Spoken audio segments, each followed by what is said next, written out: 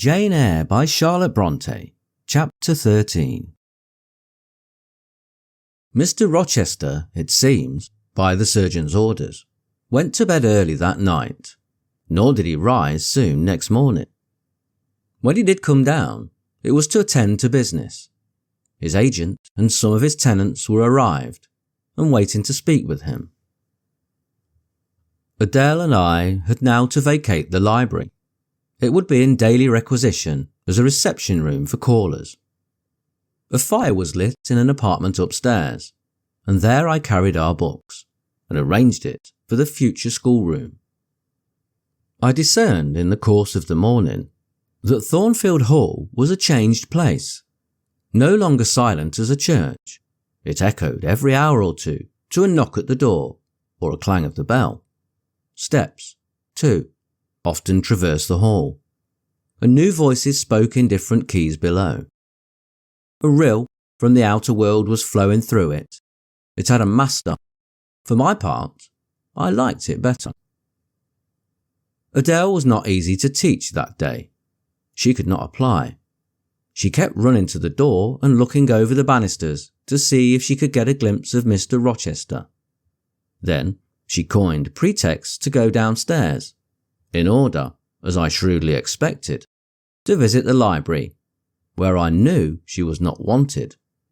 Then, when I got a little angry and made her sit still, she continued to talk incessantly of her ami, Mr. Edward Fairfax de Rochester, as she dubbed him. I had not before heard his praenomens, and to conjecture what presents he had bought for her, for it appears he had intimated the night before that when his luggage came from Millcote, there would be found amongst it a little box, in whose contents she had an interest. Et cela doit signifier, said she, qu'il y aurait le dedans un cadeau pour moi, et peut-être pour vous aussi, mademoiselle? Monsieur a parlé de vous. Il m'a demandé le nom de ma gouvernante, et si elle n'était pas une petite personne, assez mince et une peut parler. J'ai dit croire ce qu'est vrai, n'est-ce pas, mademoiselle? I and my pupil dined as usual in Mrs. Fairfax's parlour. The afternoon was wild and snowy, and we passed it in the schoolroom. At dark I allowed Adele to put away books and work, and to run downstairs, for, from the comparative silence below, and from the cessation of appeals to the doorbell, I conjectured that Mr. Rochester was now at liberty. Left alone, I walked to the window, but nothing was to be seen thence. Twilight and snowflakes together thickened the air, and hid the very shrubs on the lawn. I let down the curtain and went back to the fireside. In the clear embers, I was tracing a view, not unlike a picture I had remembered to have seen at the castle of Heidelberg on the Rhine, when Mrs. Fairfax came in, breaking up by her entrance the fiery mosaic I had been piecing together, and scattering too some heavy and welcome thoughts that were beginning to throng on my solitude. Mr. Rochester would be glad if you and your pupil would take tea with him in the drawing-room this evening, said she. He has been so much engaged all day that he could not ask to see you before. When is his tea time? I inquired. Oh, at 6 o'clock. He keeps early hours in the country. You had better change your frock now. I will go with you and fasten it. Here is a candle. Is it necessary to change my frock? Yes, you had better. I always dress for the evening when Mr. Rochester is here. This additional ceremony seemed somewhat stately. However, I repaired to my room, and with Mrs. Fairfax's aid, replaced my black stuff dress by one of black silk, the best and the only additional one I had, except one of light grey, which, in my Lowood notions of the toilette, I thought too fine to be worn, except on first-rate occasions. "You want a brooch," said Mrs. Fairfax. I had a single little pearl ornament which Miss Temple gave me as a parting keepsake. I put it on, and then went downstairs. Unused as I was to strangers, it was rather a trial to appear thus formally summoned in Mr. Rochester's presence. I let Mrs. Fairfax precede me into the dining room, and kept in her shade as we crossed that apartment, and, passing the arch, whose curtain was now dropped, entered the elegant recess beyond. 2 wax candles stood lighted on the table, and 2 on the mantelpiece. Basking in the light and heat of a superb fire lay Pilot. Adele knelt near him. Half reclined on a couch appeared Mr. Rochester, his foot supported by the cushion. He was looking at Adele and the dog. The fire shone full on his face. I knew my traveller with his broad and jetty eyebrows, his square forehead, made squarer by the horizontal sweep of his black hair. I recognised his decisive nose, more remarkable for character than beauty, his full nostrils, denoting, I thought, choler, his grim mouth, chin, and jaw. Yes, all 3 were very grim, and no mistake. His shape now divested of cloak, I perceive harmonised in squareness with his physiognomy. I suppose it was a good figure in the athletic sense of the term, broad-chested and thin-flanked, though neither tall nor graceful. Mr. Rochester must have been aware of the entrance of Mrs. Fairfax and myself, but it appeared he was not in the mood to notice us, for he never lifted his head as we approached. "Here is Miss Eyre, sir," said Mrs. Fairfax in her quiet way. He bowed, still not taking his eyes from the group of the dog and child. "Let Miss Eyre be seated," said he, and there was something in the forced, stiff bow, in the impatient yet formal tone, which seemed further to express, "What the deuce is it to me whether Miss Eyre be there or not? At this moment I am not disposed to accost her." I sat down quite disembarrassed. A reception of finished politeness would probably have confused me. I could not have returned or repaid it by answering grace and elegance on my part. But harsh caprice laid me under no obligation. On the contrary, a quiet quiescence under the freak of manner gave me the advantage. Besides, the eccentricity of the proceeding was piquant. I felt interested to see how he would go on. He went on as a statue would. That is, he neither spoke nor moved. Mrs. Fairfax seemed to think it necessary that someone should be amiable, and she began to talk. Kindly, as usual, and, as usual, rather trite. She condoled with him on the presence of business he had to pull all day, on the annoyance it must have been to him with the painful sprain. Then she commended his patience and perseverance in going through with it. "Madam, I should like some tea," was the sole rejoinder she got. She hastened to ring the bell, and when the tray came, she proceeded to arrange the cups, spoons, etc. with assiduous celerity. I and Adele went to the table, but the master did not leave his couch. "Will you hand Mr. Rochester's cup?" said Mrs. Fairfax to me. Adele might perhaps spill it. I did as requested. As he took the cup from my hand, Adele, thinking the moment propitious for making a request in my favour, cried out, "N'est-ce pas, monsieur, qu'il y a un cadeau pour Mademoiselle Eyre dans votre petit coffre?" "Who talks of cadeau?" said he gruffly. "Did you expect a present, Miss Eyre? Are you fond of presents?" And he searched my face with eyes that I saw were dark, irate, and piercing. "I hardly know, sir. I have little experience of them. They are generally thought pleasant things. Generally thought? But what do you think? I should be obliged to take time, sir, before I could give you an answer worthy of your acceptance. At present has many faces to it, has it not? And one should consider all before pronouncing an opinion as to its nature. Miss Eyre, you are not so unsophisticated as Adele. She demands a cadeau clamorously the moment she sees me. You beat about the bush. Because I have less confidence in my deserts than Adele has. She can prefer the claim of old acquaintance, and the right too of custom. For she says you have always been in the habit of giving her playthings. But if I had to make out a case, I should be puzzled, since I am a stranger, and have done nothing to entitle me to such an acknowledgment. Oh, don't fall back on over-modesty. I have examined Adele and find you have taken great pains with her.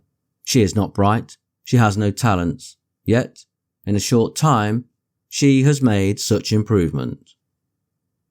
Sir, you have now given me my cadeau. I am obliged to you. It is the meed teachers most covet. Praise of their pupils' progress. Said Mr. Rochester, and he took his tea in silence. Come to the fire, said the master, when the tray was taken away, and Mrs. Fairfax had settled into a corner with her knitting. While Adele was leading me by the hand round the room, showing me the beautiful books and ornaments on the consoles and chiffoniers. We obeyed as in duty bound. Adele wanted to take a seat on my knee, but she was ordered to amuse herself with Pilate. You've been resident in my house 3 months? Yes, sir. And you came from? From Lowood School in Shire. Ah, a charitable concern. How long were you there? 8 years. 8 years? You must be tenacious of life. I thought half the time in such a place would have done up my constitution. No wonder you have rather the look of another world. I marvelled where you had got that sort of face. When you came on me in Hay Lane last night, I thought unaccountably of fairy tales, and had half a mind to demand whether you had bewitched my horse. I am not sure yet. Who are your parents? I have none. Nor ever had, I suppose. Do you remember? No. I thought not. And so you were waiting for your people when you sat on that stile? For whom, sir? For the men in green. It was a proper moonlight evening for them. Did I break through one of your rings that you spread that damned ice on the causeway? I shook my head. The men in green all forsook England 100 years ago, said I, speaking as seriously as he had done. And not even in Hay Lane, or the fields about it, could you find a trace of them. I don't think either summer or harvest or winter moon will ever shine on their revels more. Mrs. Fairfax had dropped her knitting and, with raised eyebrows, seemed wondering what sort of talk this was. Well, resumed Mr. Rochester, if you disown parents, you must have some sort of kinsfolk, uncles and aunts. No, none that I ever saw. And your home? I have none. Where do your brothers and sisters live? I have no brothers or sisters. Who recommended you to come here? I advertised, and Mrs. Fairfax answered my advertisement. Yes, said the good lady, who now knew what ground we were upon, and I am daily thankful for the choice Providence led me to make. Miss Eyre has been an invaluable companion to me, and a kind and careful teacher to Adele. Don't trouble yourself to give her a character, returned Mr. Rochester. Eulogiums will not bias me, I shall judge for myself. She began by felling my horse. Sir, said Mrs. Fairfax, I have to thank her for this sprain. The widow looked bewildered. Miss Eyre, have you ever lived in a town? No, sir. Have you seen much society? None, but the pupils and teachers of Lowood, and now the inmates of Thornfield. Have you read much? Only such books as came in my way, and they have not been numerous or very learned. You have lived the life of a nun. No doubt you are well drilled in religious forms. Brocklehurst, who I understand directs Lowood, is a parson, is he not? Yes, sir. And you girls probably worshipped him, as a convent full of religieuses would worship their director. Oh, no. You are very cool. No. What? A novice not worship her priest? That sounds blasphemous. I disliked Mr. Brocklehurst, and I was not alone in the feeling. He is a harsh man. At once pompous and meddling, he cut off our hair. And, for economy's sake, bought us bad needles and thread, which we could hardly sew. That was very false economy, remarked Mrs. Fairfax, who now again caught the drift of the dialogue. And was that the head and front of his offending? Demanded Mr. Rochester. He starved us when we had the sole superintendence of the provision department, before the committee was appointed, and he bored us with long lectures once a week, and with evening readings from books of his own inditing, about sudden deaths and judgments, which made us afraid to go to bed. What age were you when you went to Lowood? About 10. And you stayed there 8 years. You are now then 18? I assented. Arithmetic, you see, is useful. Without its aid, I should hardly have been able to guess your age. It is a point difficult to fix, where the features and countenance are so much at variance as in your case. And now, what did you learn at Lowood? Can you play? A little. Of course, that is the established answer. Go into the library, I mean, if you please. Go then, into the library. Take a candle with you. Leave the door open. Sit down to the piano and play a tune. I departed, obeying his directions. Enough, he called out in a few minutes. You play a little, I see, like any other English schoolgirl. Perhaps rather better than some, but not well. I closed the piano and returned. Mr. Rochester continued. Adele showed me some sketches this morning, which she said were yours. I don't know whether they were entirely of your doing. Probably a master aided you? No, indeed, I interjected. Ah, that pricks pride. Well, fetch me your portfolio if you can vouch for its contents being original, but don't pass your word unless you are certain. I can recognise patchwork. Then I will say nothing, and you shall judge for yourself, sir. I brought the portfolio from the library.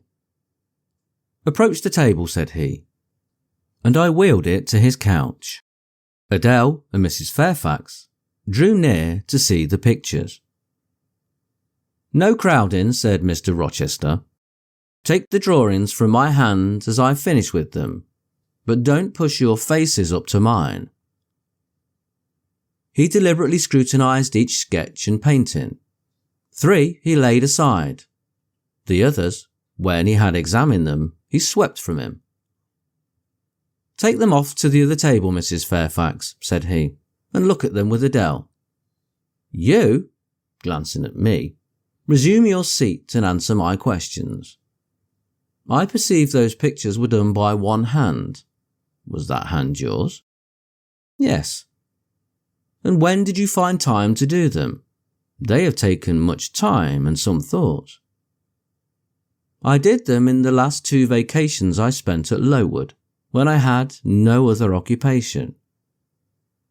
Where did you get your copies? Out of my head. That head I see now on your shoulders? Yes, sir. Has it any furniture of the same kind within? I should think it may have. I should hope better. He spread the pictures before him and again surveyed them alternately. While he is so occupied, I will tell you, reader, what they are. And first, I must premise that they are nothing wonderful. The subjects had indeed risen vividly in my mind, as I saw them with the spiritual eye. Before I attempted to embody them, they were striking. But my hand would not second my fancy, and in each case it had wrought out but a pale portrait of the thing I had conceived. These pictures were in watercolours. The first represented clouds low and livid, rolling over a swollen sea. All the distance was in eclipse. So too was the foreground, or rather the nearest billows, for there was no land.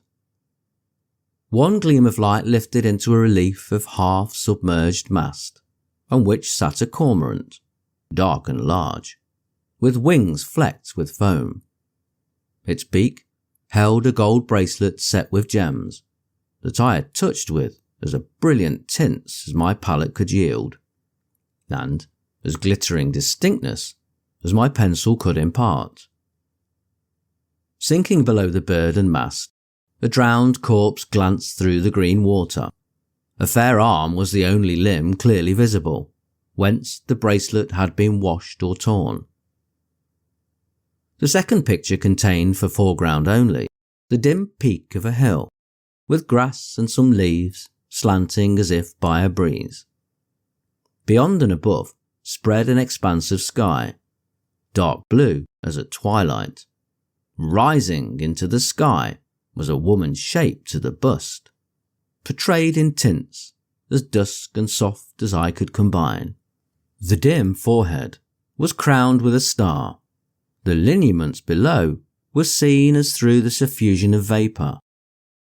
The eyes shone dark and wild. The hair streamed shadowy, like a beamless cloud torn by storm or by electric travail. On the neck lay a pale reflection like moonlight. The same faint lustre touched the train of thin clouds from which rose and bowed this vision of the evening star.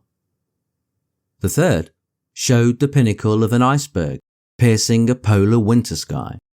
A muster of northern lights reared their dim lances, close, serried, along the horizon. Throwing these into distance rose, in the foreground, a head, a colossal head, inclined towards the iceberg, and resting against it. Two thin hands joined under the forehead, and supporting it, drew up before the lower features a sable veil, a brow, quite bloodless, white as bone, and an eye, hollow and fixed, blank of meaning, but for the glassiness of despair, alone but visible. Above the temples, amidst wreathed turban folds of black drapery, vague in its character and consistency as cloud, gleamed a ring of white flame, gemmed with sparkles of a more lurid tinge. This pale crescent was the likeness of a kingly crown. What it diademed was the shape which shape had none. "Were you happy when you painted these pictures?" asked Mr. Rochester presently. "I was absorbed, sir, yes, and I was happy. To paint them, in short, was to enjoy one of the keenest pleasures I have ever known." "That is not saying much. Your pleasures, by your own account, have been few. But I dare say you did exist in a kind of artist's dreamland, while you blended and arranged these strange tints. Did you sit at them long each day?"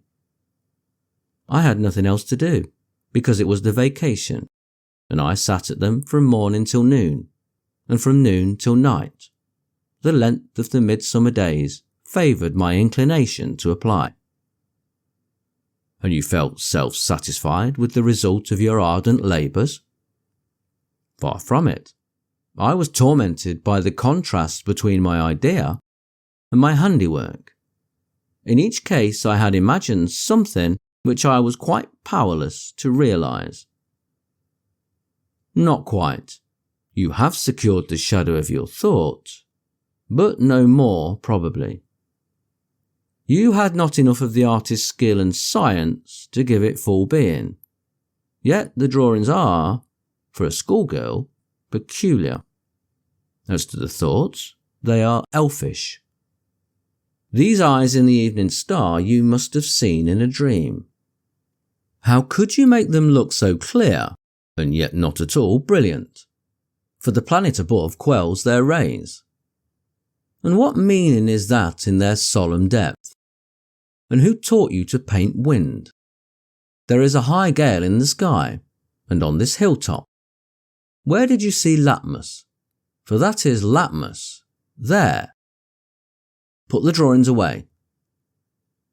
I had scarce tied the string to the portfolio when, looking at his watch, he said abruptly, "It is 9 o'clock. What are you about, Miss Eyre, to let Adele sit up so long? Take her to bed." Adele went to kiss him before quitting the room. He endured the caress, but scarcely seemed to relish it more than pilots would have done, nor so much. "I wish you all good night now," said he, making a movement of the hand towards the door, in token, that is, he was tired of our company and wished to dismiss us. Mrs. Fairfax folded up her knitting. I took my portfolio. We curtsied to him, received a frigid bow in return, and so withdrew. "You said Mr. Rochester was not strikingly peculiar, Mrs. Fairfax," I observed when I rejoined her in the room, after putting Adele to bed. "Well, is he?" "I think so. He is very changeful and abrupt." "True. No doubt he may appear so to a stranger. But I am so accustomed to his manner, I never think of it. And then, if he has peculiarities of temper, allowance should be made." "Why?" "Partly because it is his nature, and we can none of us help our nature. And partly because he has painful thoughts, no doubt, to harass him, make his spirits unequal." "What about?" "Family troubles for one thing." "But he has no family." "Not now, but he has had, or at least relatives. He lost his elder brother a few years since." "His elder brother?" "Yes. The present Mr. Rochester has not been very long in possession of the property, only about 9 years. 9 years is a tolerable time. Was he so very fond of his brother as to be still inconsolable for his loss?" "Why, no, perhaps not. I believe there were some misunderstandings between them. Mr. Rowland Rochester was not quite just to Mr. Edward, and perhaps he prejudiced his father against him. The old gentleman was fond of money and anxious to keep the family estate together. He did not like to diminish the property by division, and yet he was anxious that Mr. Edward should have wealth too, to keep up the consequence of the name. And, soon after he was of age, some steps were taken that were not quite fair, and made a great deal of mischief. Old Mr. Rochester and Mr. Rowland combined to bring Mr. Edward into what he considered a painful position, for the sake of making his fortune.